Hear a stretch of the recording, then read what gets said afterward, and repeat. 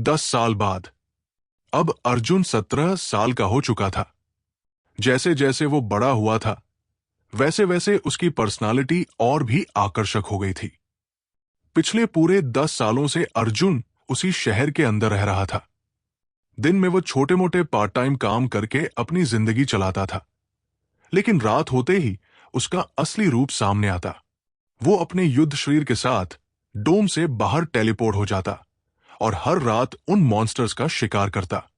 हर शिकार के बाद उसे मैजिक पॉइंट्स मिलते, जो उसके स्तर को लगातार ऊपर बढ़ाते थे।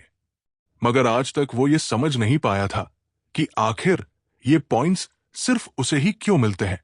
शायद इसका कारण उसका जादूगर होना था, या फिर इसके पीछे कोई और बड़ा राज छुपा था। खैर, कारण चाहे जो भी हो, लगातार मेहनत और शिकार के बाद अर्जुन अब तक प्राथमिक जादूगर के 9वें सितारे तक पहुंच चुका था।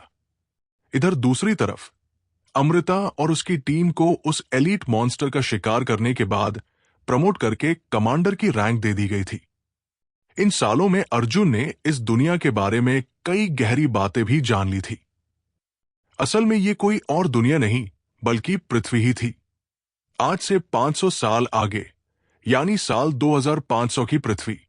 लगभग 100 साल पहले अचानक एक रहस्यमयी वायरस फैला।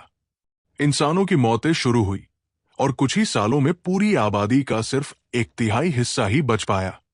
लेकिन बचे हुए इंसानों के जीन्स इवॉल्व होने लगे। उनकी क्षमताएं साधारण इंसानों से कई गुना बढ़ गई।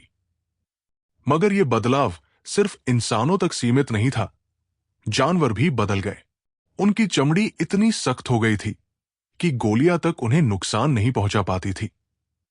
धीरे धीरे ये जानवर असली मॉन्स्टर्स बन गए और इंसानों पर टूट पड़े। इंसानों की ताकत बढ़ी थी, लेकिन वे चाहकर भी उन मॉन्स्टर्स का सामना नहीं कर पा रहे थे।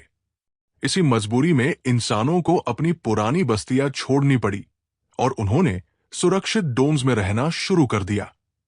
लेकिन मॉन्स्टर्स यही नहीं रुके, वे और भी खतरनाक बन गए। जैसे उनका एक ही मकसद हो, पूरे मानव जाति को मिटा देना। लग रहा था कि कुछ ही सालों में इंसान पृथ्वी से गायब हो जाएंगे। मगर तभी कुछ लोग सामने आए, जिनके जीन्स बाकियों से कहीं बेहतर थे। उन्होंने इंसानों को खत्म होने से बचा तो लिया, लेकिन फिर भी जिंदगी पहले जैसी आजाद नहीं रही।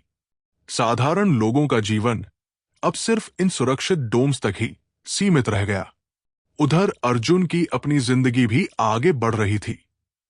यह साल उसके हाई स्कूल का आखिरी साल था। स्कूल में उसके लुक्स और पर्सनालिटी की वजह से वो बेहद मशहूर था। ज्यादातर लड़कियां उसकी गर्लफ्रेंड बनना चाहती थी। लेकिन अर्जुन का ध्यान इन सब बातों पर कभी नहीं गया। आज भी जब वो क्लास में बैठा पढ़ाई कर रहा था, क्लास के बाहर कई लड़कियां उसे देखने के लिए इकट्ठा थी। एक लड़की ने गहरी सांस लेकर कहा, अरे यार, कितना हैंडसम है, काश ये मेरा बॉयफ्रेंड होता। उसकी बात सुनकर पास खड़ी दूसरी लड़की हंसते हुए बोली, अपनी शक्ल देखी है, फटे ढोल जैसी, और अर्जुन की गर्लफ्रेंड बनना चाहती हो। तभी तीसरी लड़की, जो ऊपर से नीचे तक एकदम फैशन मॉडल जैसी तैयार हुई थी, मुस्कुराकर बोली, और नहीं तो क्या, अर्जुन जैसी शख्सियत के लिए तो मेरे जैसी ही लड़की चाहिए, खूबसूरत, स्टाइलिश और अमीर खानदान से। लेकिन क्लास के अंदर बैठा अर्जुन इस हंगामे से पूरी तरह अनजान था। जैसे ही क्लास खत्म होने की घंटी बजी, अर्जुन के माथे पर हल्की सी चिंता की लकीरें उभर आई। आज का दिन सामान्य नहीं था। आज उनकी क्लास का फिजिकल टेस्ट होने वाला था। इस टेस्ट में हर स्टूडेंट की पावर, स्पीड और स्टैमिना चेक की जानी थी। लेकिन अर्जुन के लिए यह सबसे मुश्किल था, क्योंकि प्राथमिक जादूगर बनने के बाद उसकी फिजिकल और मेंटल स्किल्स अब आम लोगों से कहीं ज्यादा थी।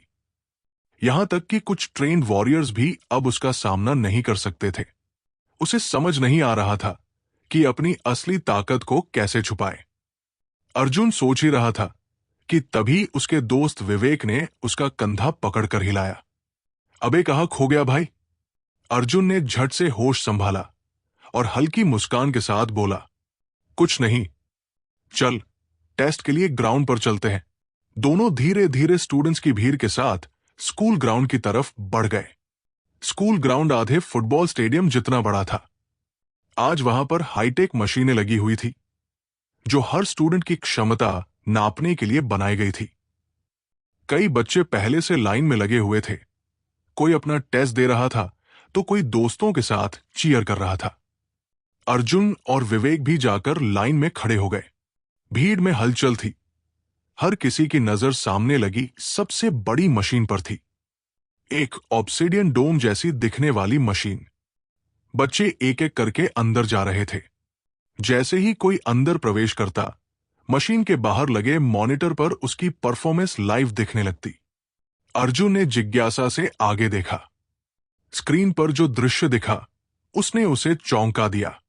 मशीन के अंदर एक हल्क जैसा विशाल रोबोट खड़ा था। उसके माथे पर एक इलेक्ट्रॉनिक स्क्रीन लगी थी। अभी अभी विवान मशीन के सामने खड़ा था। उसने जोर से मुक्का उठाया और सीधे रोबोट के सीने पर दे मारा। धड़ाम। रोबोट हिला नहीं, लेकिन उसके माथे पर लगी स्क्रीन पर नंबर तेजी से स्क्रॉल होने लगे। कुछ ही सेकंड में वो रुक गए और पूरी संख्या में बदल गए। 578 किलोग्राम। पूरा हॉल तालियों और शोर से गूंज उठा। हर कोई विवान की तारीफ कर रहा था। वाह, यही तो होना था। ऐसे ही थोड़ी न विवान को जीनियस कहते हैं। विवान मेरा हीरो है, एक लड़की चीखते हुए बोली। बच्चों की भीड़ में अचानक चेयर्स शुरू हो गए। विवान, विवान, विवान। लेकिन टेस्ट अभी खत्म नहीं हुआ था। अब विवान दूसरी मशीन पर चढ़ा। वो दिखने में एक हाईटेक ट्रेडमिल जैसी थी, इतनी बड़ी कि एक इंसान उस पर दौड़ते हुए छोटा लग रहा था। जैसे ही मशीन ऑन हुई, विवान आराम से दौड़ने लगा। पर कुछ ही सेकंड में ट्रेडमिल ने अपनी स्पीड बढ़ा दी। सामने अचानक होलोग्राफिक ऑब्स्टिकल्स प्रकट हो गए। तेज लेजर्स, उभरती हुई दीवारें और गिरती चट्टानों की शक्ल के इल्यूजन। विवान तेजी से बाइंदाए झुकते हुए, कूदते हुए और हर बाधा से बचते हुए दौड़ता रहा। उसकी स्पीड लगातार बढ़ रही थी। 70, 90, 110। आखिरकार स्क्रीन पर आखिरी संख्या फ्रीज हो गई। 120 किलोमीटर प्रति घंटा। पूरा हॉल फिर से तालियों और शोर से गूंज उठा। विवान अब तीसरी मशीन की तरफ बढ़ा। इस बार उसके सामने एक पारदर्शी सिलेंडरनुमा कैप्सूल था, जिसके अंदर नीली रोशनी की धाराएं घूम रही थी। ऊपर बड़े अक्षरों में लिखा था, एंड्योरेंस पॉड स्टैमिना टेस्ट। जैसे ही विवान अंदर गया, दरवाजा बंद हुआ और कैप्सूल चमकने लगा। अचानक ही नीली ऊर्जा उसकी त्वचा से होकर उसके शरीर में घुसने लगी। बाहर स्क्रीन पर टाइम गिनना शुरू हुआ। 10 सेकंड, 20 सेकंड, 30 सेकंड। 30 सेकंड के बाद उसका शरीर कांपने लगा, मानो उसकी पूरी लाइफ फोर्स धीरे धीरे चूस ली जा रही हो। लेकिन विवान ने दांत भींचकर खुद को खड़ा रखा। 1 मिनट, 2 मिनट, 3 मिनट। भीड़ की आंखें चौड़ी हो गई। अब तक हाई स्कूल लेवल का कोई भी स्टूडेंट 2 मिनट से ऊपर सर्वाइव नहीं कर पाया था। ये पागल है क्या?